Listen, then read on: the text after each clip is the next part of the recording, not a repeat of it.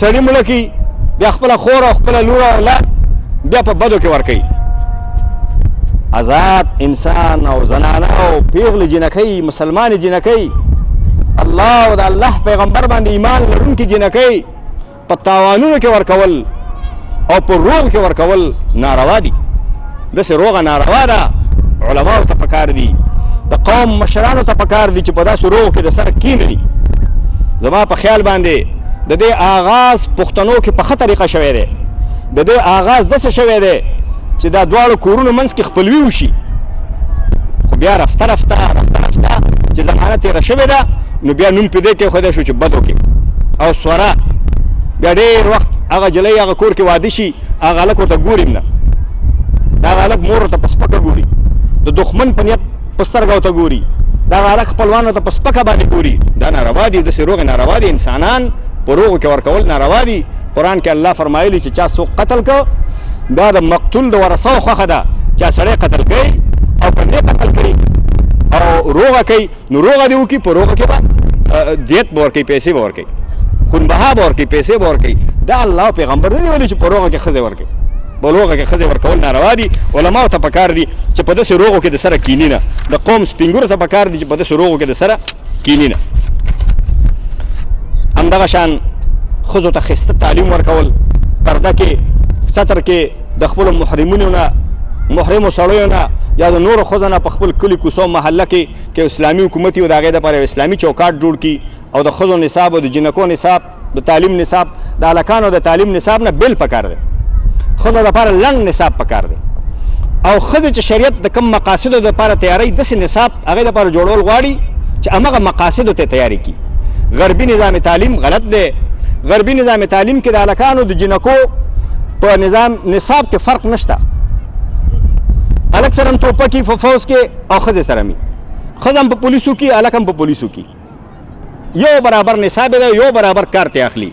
سره د دې نه چې هلکانو په ساخت کې او جسماني قوت کې زړورتیا کې او د ښځو په جسماني قوت کې او زړورتیا کې او ناسته پاسته کې ډېر فرق دی. په دې وجه باندې ښځو ته داسې یو تعلیم ورکول چې هغه یو مسلمانه مور جوړه شي، هغه د بچو ښه تربیت وکړي، هغه د کور ښایسته آباد کړي او کور ښایسته سنبال کړي. داسې یو لنډ غوندې نظام تعلیم د ښځو دپاره چې یو اسلامي حکومتي او یو دیني حکومتي او د پوهې خلکو په لاس کې هغې دپاره یو نظام جوړ کړي د ستر او د پردې او د قوانینو دننه چې هلکانو سره یو ځای تعلیم نه وي، یو ځای په لیلو کې نه اوسېږي، یو ځای په صنفونو کې کینني، سطر کې په پرده کې یو اسلامي چوکاټ کې د ښځو تعلیم جایز دی او صحیح دی ځکه چې هغه انسان دی. قرآن کې الله فرمایلی واذکرنا ما یتلا فی بیوتکن من آیات الله والحکمه ان الله کان لطیفا خبیرا. ای ښځو، ای بیبیانو د پیغمبر چې ستاسو په کورونو کې د الله کوم آیاتونه تلاوت کېږي، د قرآن آیاتونه تلاوت کېږي، والحکمه او دې کورونو کې چې کوم حکمت دی هغه یاد کوي، هغه زده کوي. الله لطیف او خبیر دی. نبی صلی الله علیه وسلم یوې ښځې ته ویلې چې علمي حفصة الکتاب کما علمتیها الرقیه. حفصې ته، حفصه د نبی صلی الله علیه وسلم بیبي وه، زمونږ مور ده، د مؤمنانو مور ده.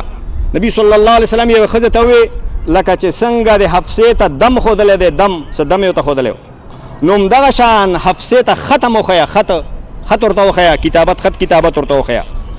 همدغه شان چې یو اسلامي حکومتي، یو مثالي او معیاري اسلامي حکومتي هغه ښځو ته د تجارت لار هم کولاوی شي، داسې مارکیټونه جوړولی شي چې هغه کې تش ښځې باپرده ښځې پکې سودا کوي، سړي پکې منع کوي.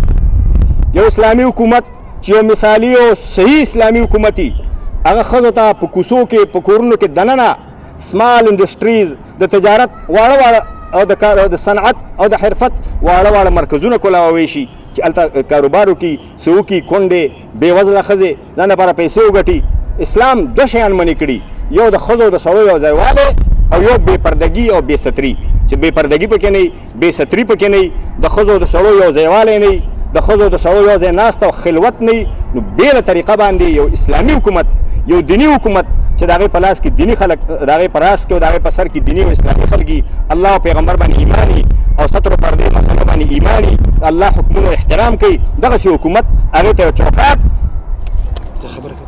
هغې ته چوکاټ او طریقه جوړوی شي. پاتې شو باطل نظامونه، فاسد نظامونه، د غربیانو په لاس باندې نظامونه د سیکولرستانو په لاس باندې نظامونه، د نشنلستانو په لاس باندې نظامونه، د بېدینه خلکو په لاس باندې نظامونه چې الله پیغمبر باندې ایمان نشته، په دین ایمان نشته، د الله په حکمونو ایمان نشته، تش د عوامو د ویرې نه او د خلکو د ویرې نه او د ټولنې د فشار د وجه نه ځان ته مسلمان وایي. داسې حکومتونه ښځو ته نظام جوړوی نه شي، ځکه چې دوی د الله د حکمونو احترام نه کوي. چې د الله د حکمونو احترام نه کوي نو هغې ته نظام هم جوړوی نه شي. چې جوړوي هغه به غلطي، هغه به فاسد نظام وي. نو په دې وجه باندې په مسلمانانو باندې دا فرض دی چې د اسلامي حکومت د قایمېدو لپاره، د یو صحیح اسلامي حکومت د قایمېدو لپاره مبارزه وکړي. یو صحیح اسلامي حکومت دې ته نه وایي چې هغې به ټول ملایان حکومت وي. یو صحیح اسلامي حکومت دې ته وایي چې د طب کار به د ډاکټرانو په لاس کې، د انجینرینګ کار به د انجینرانو په لاس کې، د فوج کار به د جنرالانو په لاس کې، د پولیسو کار به د پولیسو د ماهرونو په لاس کې، او قضا به د علماو په لاس کې، تعلیم به د علماو په لاس کې، تعلیم به نور د تعلیم ماهرونو په لاس کې. هر سړی به په خپل ځای کې کار کوي، خو ټول به د الله او د پیغمبر د حکمونو پیروي. چې اهل خبره او متخصصین د هر علم او د هر فن متخصصین هغې کې چې دی دخیلي. امام قرطبي رحمت الله علیه په خپل تفسیر کې لیکلي چې کوم د مسلمانانو بادشاه متخصصینو د فن سره مشوره نه کوي او په خپل خوښه باندې هر شی کوي، د جنگ مشوره جنرالانو سره نه کوي، د امن مشوره پولیسو سره نه کوي، د حلال او حرام مشوره علماو سره نه کوي، متخصصینو د فن سره مشوره نه کوي، یکډاله لګیایي، د هغه عزل او د هغه حکومت غورځول او عزل په مسلمانانو باندې واجب دی چې داسې حکومت ختم کړي. ځکه هغه تاوان رسوي مسلمانانو ته. د مسلمانانو اجتماعي نظام هغه جوړوی نه شي. هغه چې کوم اجتماعي نظام جوړوي هغه خطرناکي، هغه به خرابي. لکه څنګه چې هغه شان حکومت ناروا دی او د هغې عزل ضروري دی، همدغه شان بېدینه خلک چې کوم خلک الله او پیغمبر حکمونو باندې یقین نشته، حلال او حرامو باندې یقین نشته، دین ته معتقد نه دي، فقط د ویرې کلمه وایي، فقط د ویرې ځان ته مسلمان وایي، د الله او پیغمبر سره محبت نشته، د دې حکومتونو عزل او ختمول او د دې په ځای باندې صحیح اسلامي خلافت قایمول دا هم په مسلمانانو باندې فرض دي او ضروري دي.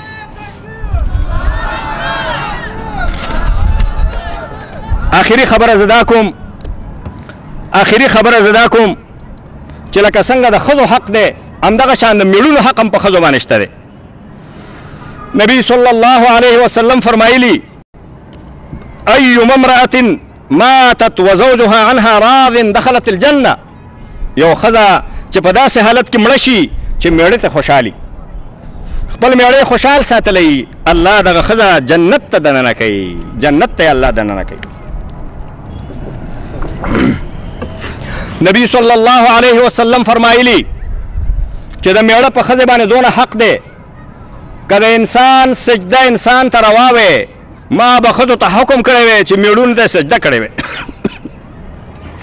بل حدیث کې راغلی نبی صلی الله علیه وسلم فرمایلی دي چې یوه ښځه خپل میړه سره